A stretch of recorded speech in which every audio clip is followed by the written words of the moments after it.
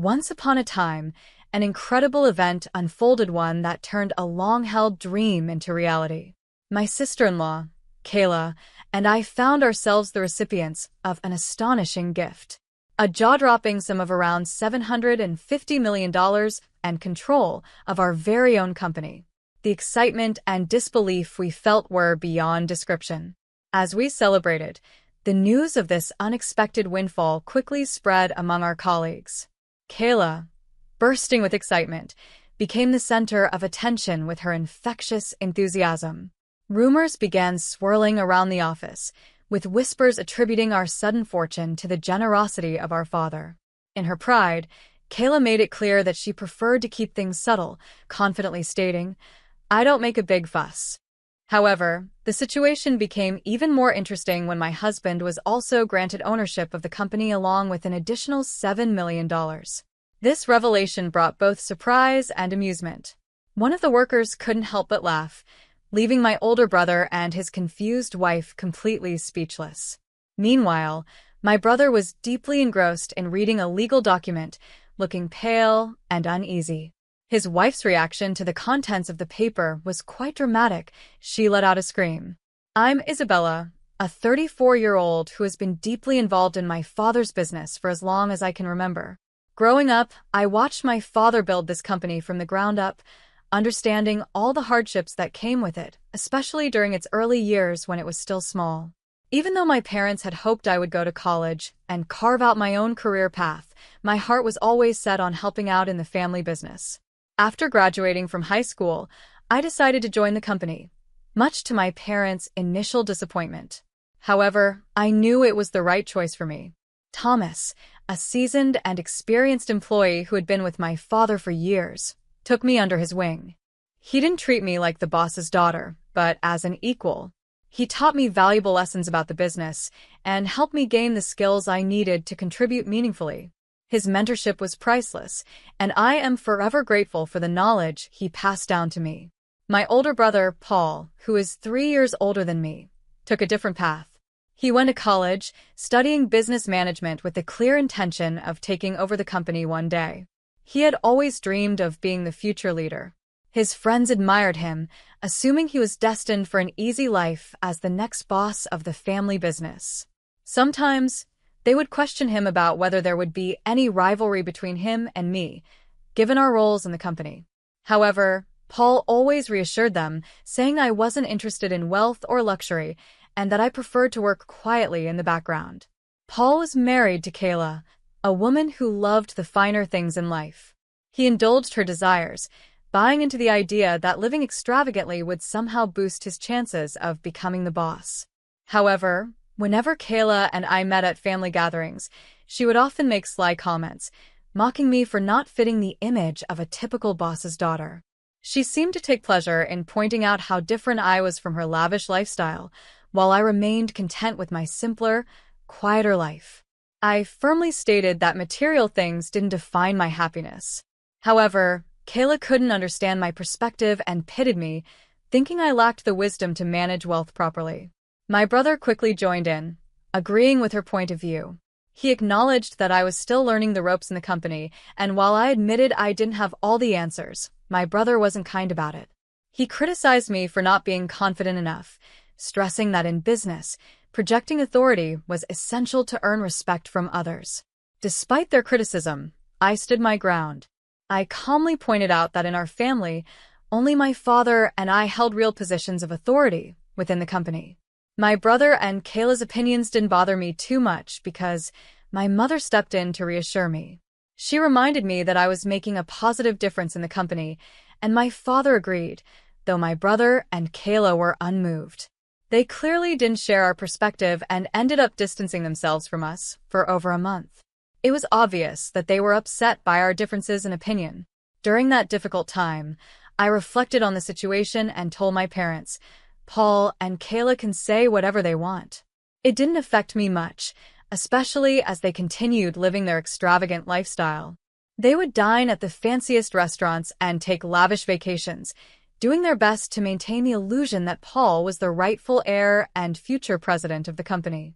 While they were busy with that, my father remained focused on expanding the business, pouring all his energy into making it grow. Then one evening, everything changed. My father started complaining about severe chest pain. Worried, I immediately urged him to rest and promised to call an ambulance. As he struggled, he pointed toward a drawer and whispered, "There's a letter for you in there. If anything happens to me, read it. The rest is for the lawyers." Tragically, before the ambulance could even arrive, my father lost consciousness and never woke up again. He passed away, leaving us devastated. At the time of his passing, my brother and Kayla were on yet another vacation. They didn't rush home immediately. They returned a couple of days later as though their delay didn't matter. At the funeral, my brother casually said, "We're relieved we made it back in time. Who would have thought Dad would pass away while we were on vacation?" His lack of concern stunned me. It was as if he didn't realize that my mother and I had been left to handle everything by ourselves while he and Kayla enjoyed their trip. Later, when I had a moment alone with him, I asked quietly, "Did you have a chance to come home earlier?" Without any hint of remorse, he replied, "I couldn't. Our flight was already booked." His attitude was cold and dismissive, showing no regret for not being there when our family needed him the most. Soon after, my brother addressed the employees of the company. Standing proudly, he declared, "Thank you all for your help. From now on, you can trust me to take over my father's position in a good way." Kayla chimed in, praising his dignity and expecting everyone to admire him. Their behavior arriving late, acting like nothing was wrong, and arrogantly assuming leadership left me frustrated and annoyed. It was clear that Paul and Kayla were more interested in appearances and maintaining their lifestyle than in truly stepping up for the family or the business. Their lack of empathy, along with my brother's arrogant attitude, made me realize just how disconnected they had become from the true values that built our company in the first place. As I guided everyone to the meal table during the ceremony, my brother continued to act overly proud. He began criticizing the food, questioning its quality as if nothing was ever good enough for him. Trying to calm him down, I reminded him, "Mom and I already discussed and approved this menu. Everything's fine." But I could feel his arrogance growing. I decided to stand my ground, saying, "I don't need you telling me what to do. This is exactly why people don't really understand what it means to be a true president." My brother's confidence in himself quickly turned into bossiness as he started ordering the employees around, including Thomas, a long-time and well-respected staff member. Seeing this, I stepped in. "Paul, don't be so bold," I cautioned. "They aren't just employees. You need to show some humility and treat them with respect." I hoped to make him see reason, but my words didn't seem to reach him. My brother responded arrogantly, "These guys should respect me more. I'm the president now." Kayla, standing by his side, quickly backed him up. "That's right, Isabella. Stop arguing with Paul. He's the president of the company now, and if you don't listen, he can fire you. He has that power," she said, clearly enjoying the authority they thought they had. While this heated exchange was going on and they were making a scene, a man suddenly approached us. "Sorry to interrupt," he said politely. "Your father asked me to handle the inheritance matters." It was the lawyer my father had hired before he passed away. I remembered my father mentioning this lawyer before, and I realized that he had carefully planned for this moment, thinking ahead about what would happen after he was gone. As soon as the lawyer started talking about the inheritance, both Paul and Kayla's faces lit up with excitement. They eagerly welcomed him, smiling broadly, ready to get things done quickly. Kayla especially seemed thrilled at the mention of money. "Isn't my father's inheritance worth $750 million? Paul asked, with tears welling up in his eyes. The amount sounded like a fortune, and Kayla was practically glowing with excitement. $750 million. That's so much money, she exclaimed. Owning a company with that much wealth is like living a dream.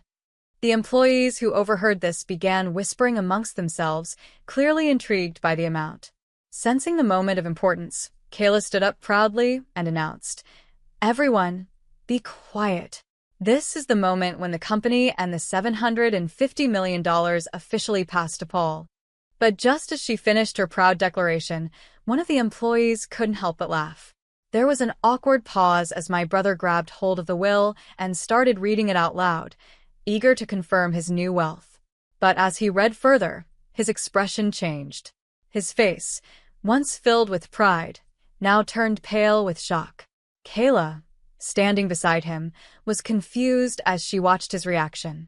It didn't take long for the truth to hit him. According to the will, the entire company, everything my father had worked so hard for, was to be passed down to the oldest daughter. Me, Isabella.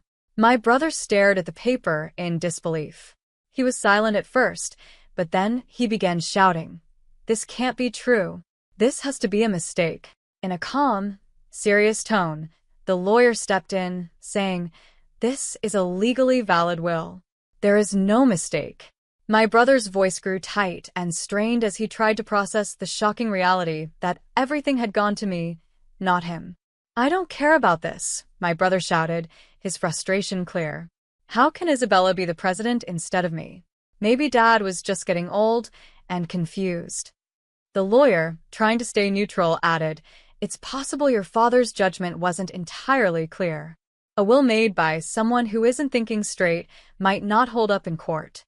Hearing this made my heart ache. I couldn't stay silent anymore. I couldn't let my brother and Kayla insult our father, a man who had always been fair and thoughtful. Even though they were family, I couldn't allow them to tear down his good name like this. The idea of my brother becoming president seemed completely unthinkable to me. He had never shown the dedication or commitment required to lead the company. My words seemed to enrage him even more.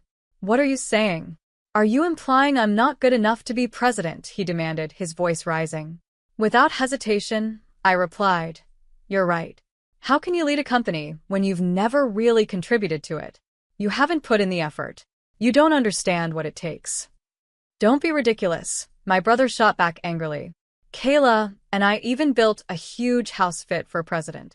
We went to great lengths to make me look like the future leader." I couldn't help but respond. "By building a mansion? By spending money on fancy restaurants? That's not how you lead, and it certainly doesn't help the company's image. Sure, money is important, but it's not everything. And let's not forget Dad paid for most of that house and your extravagant lifestyle." Paul's face flushed with anger. "How would you know all that?" I explained. "Before he passed away, Dad left me a letter. In that letter, he outlined everything, how much he had spent on you and Kayla, and that it would count as your gift during his lifetime. So, according to the will, your share of the inheritance is practically nothing." Kayla's eyes widened with shock as she realized what this meant. "Wait a minute, are you saying that the $750 million inheritance has already been spent? That doesn't seem fair if we're getting so little from it."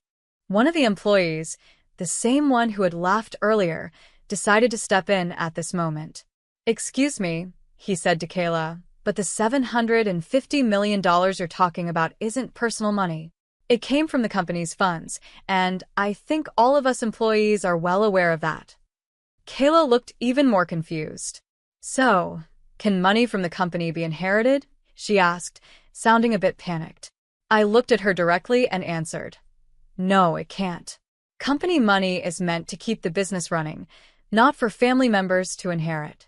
Your share of the inheritance is minimal because most of the money you've been enjoying came from the company's accounts, not personal wealth." Kayla's face fell as the realization sank in. "That's really disappointing," she said quietly, clearly upset by the revelation. I was just as shocked by the inheritance as everyone else. $750 million, it was a staggering amount. As the reality of it sank in, my brother suddenly stood up, as if a new thought had struck him, and he shouted at the employees, "Do you really want someone as plain as Isabella to be your president? I'm the one who's more qualified. I have the same kind of charisma that our father had." But to his surprise, none of the employees agreed with him. Thomas, a longtime staff member who had known my father for years, stepped forward and calmly responded to my brother. "Your father was indeed a charismatic man who built this company from the ground up, but you and he are not the same. What you're showing isn't charisma, it's arrogance." My brother's face flushed with anger as Thomas's words hit him hard. "How can you say that? I'm just as much a part of this company as Isabella, Paul protested. But Thomas, remaining composed, pointed out, Paul, you might be part of the company, but we rarely ever see you actually working here. You don't spend time understanding how things work. Frustrated, my brother shot back, that's because I don't have time for the regular work. I'm busy networking and making connections with important people. I don't have time for tasks that anyone can do. Thomas shook his head and continued, networking isn't everything. Isabella works diligently every day, handling her responsibilities and making sure she understands the business inside and out. She does it all quietly behind the scenes, just like your father used to. I see the same dedication and sincerity in Isabella that I saw in your father. That's why I believe she is the right person for the job. His words struck a chord with everyone present. The employees began nodding in agreement, clearly touched by Thomas's honest assessment. Feeling supported and moved by their trust in me, I spoke up. Thank you all so much. Honestly, I'm just as surprised as anyone by this sudden news. But having seen my father's hard work and dedication over the years, I care about this company just as much as he did and just as much as all of you do. I'll need your continued help to keep it going strong. The room erupted in warm applause, and I bowed deeply, grateful for their support.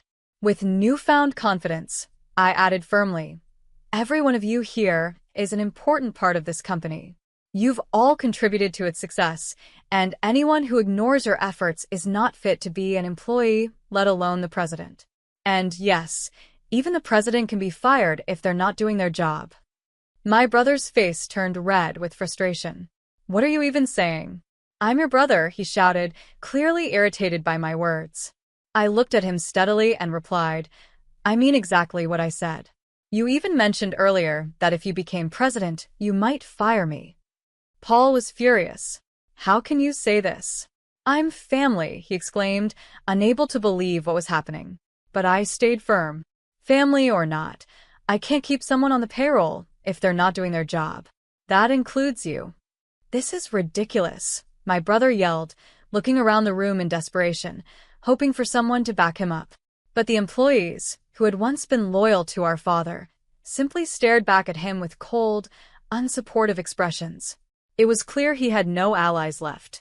Realizing he was alone, my brother and Kayla left the room, their heads hanging low. After that day, Paul lost his position at the company.